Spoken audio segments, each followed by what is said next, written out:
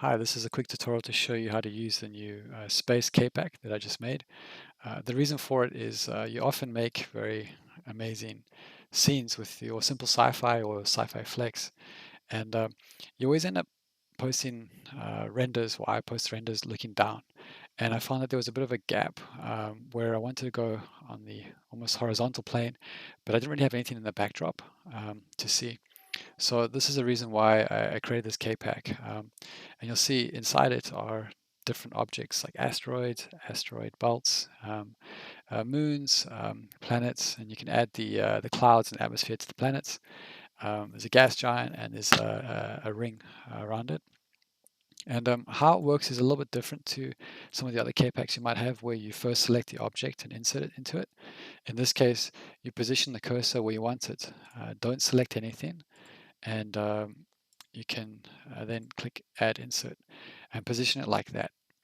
It does work sometimes by selecting another object and then inserting, but I find that you get more success this way.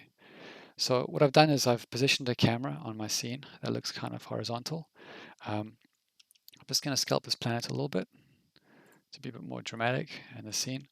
Um, and if I go into the render mode, you can see the scene will load depending on your hardware. It will come quicker than others. And here you go. You've got a very cool backdrop. I'll just turn the material on this insert over here to show you what the effect will look like with everything with materials. And it's busy loading. It takes a bit of time. I'll just turn this off here.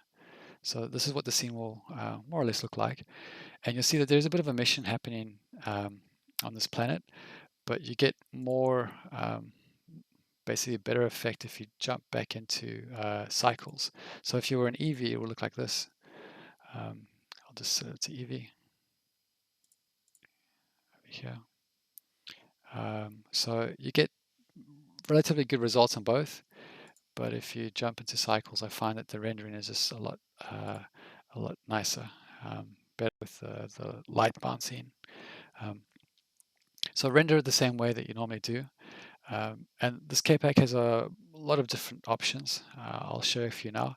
I'm just going to turn off the material on this one here because performance is always an issue. 0.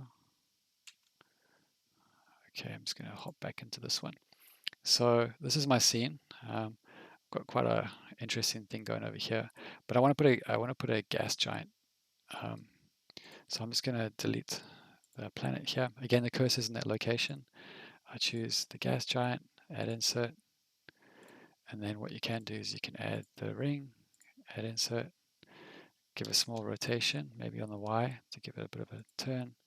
I'm just going to press 7 to see what its size like. You see it's quite big, it's going to overlap my scene. So just select it, G and then the X, and I'm going to rotate it maybe on the Y a little bit. There we go. 0. Okay, I'm going to make it a little bit bigger, so I'm going to scale both of them together. And I'm just going to move it down, so G and Z. Okay, so let's see what this looks like. Again, put the materials back on. 1, go back into render mode. Let the wheels of my computer turn a little bit. And we should have something quite cool to look at. And there you go. There's your, I'll just zoom in a little bit here. So this is what it'll look like when you render it. Obviously, you need to put some denoising and things like that. I'm just going to turn off the viewport. There we go. So there are a few other options you can add. Just going to, for performance sake, turn off this material again. Just select this guy, 0. Go back into this mode. Okay. So what I'll do is I'll clear out the scene. Okay, put this back on here. I'm going to just put the cursor back to origin. So a few little tricks. When you've got an asteroid, you got a ring that you can put in. You can see you can just go S, Z, and you can squish it. And it's being programmed with some geometry nodes, so you can change the density. So if I make this like a 5, it will pump it up, or you can drop it like 1. There's a random value for the rotation and also for the scale.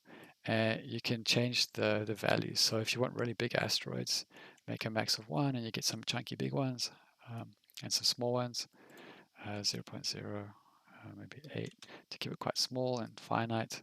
And you can obviously increase the density, make it a real like field. The reason for the half arc is if you only want to have asteroids in the one direction. So I'll put this back down and then actually delete it and show you the other ones. So you got a ring, just say add insert. And again, you got a ring that you can Z, go up and down if you want to. You can edit the mesh and it would auto update the asteroids. And again, same thing, you can increase and decrease the densities. So go into render mode, add a light, light, sun, boom, there you go, asteroid field. And you can do some pretty cool renders, you can always, not that one, you can add, there you go, add the mother asteroid surrounded by her baby asteroids. How about that? Yeah.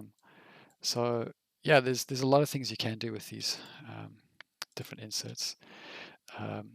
And again, what you can do is with the planets, you can add. Let's do the green one. You see, there's the. I'll go back into a bigger layout here so you can see what's going on. So I've got a planet here. And you see there's no atmosphere on clouds. So if you just do that with nothing selected, you say clouds, add insert. There you go, you got clouds. The simple trick is to go and you can go R, Z, and you can rotate the clouds around the planet. You can always animate this with the timeline. Yeah, this is a very simple way to put clouds on planets. Yeah. So I hope you liked that. One last thing I can show you is if you want to move the lights around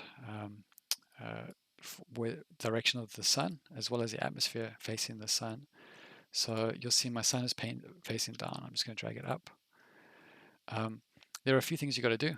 I've got a separate video dedicated to this part, but I'll show you in this tutorial too.